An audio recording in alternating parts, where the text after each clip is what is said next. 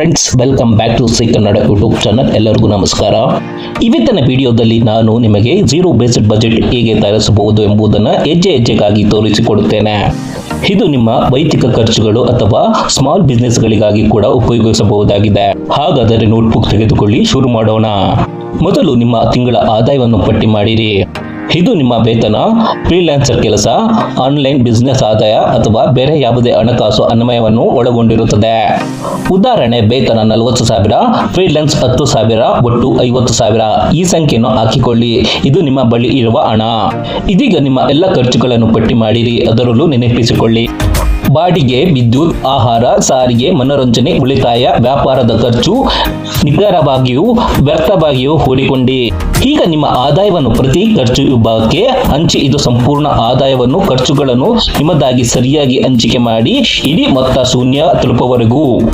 ಉದಾಹರಣೆ, ಬಾಡಿಗೆ 15,000, ಆಹಾರ 7,000, ಸಾರಿಗೆ 3,000, ಉಳಿತಾಯ 5,000, ಖರೀದಿ 2,000, ತುರ್ತು ನಿಧಿ 3,000, ಉಳಿದ 15,000.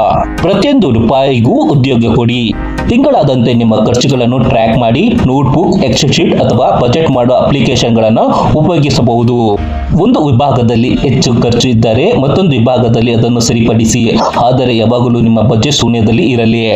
ಅದು ಇಷ್ಟು ಸರಳವಾಗಿ ನಿಮಗೆ ಝೀರೋ ಬೇಸ್ಡ್ ಬಜೆಟ್ ತಯಾರಿಸಬಹುದು. ಈ ವಿಧಾನವು ನಿಮ್ಮ ಹಣವನ್ನು ಸಂಪೂರ್ಣವಾಗಿ ನಿಯಂತ್ರಿಸಲು ಸಹಾಯ ಮಾಡುತ್ತದೆ, ಗಾತ್ರವನ್ನು ಕಡಿಮೆ ಮಾಡುತ್ತದೆ ಮತ್ತು ಉಳಿತಾಯವನ್ನು ಹೆಚ್ಚು ಮಾಡುತ್ತದೆ.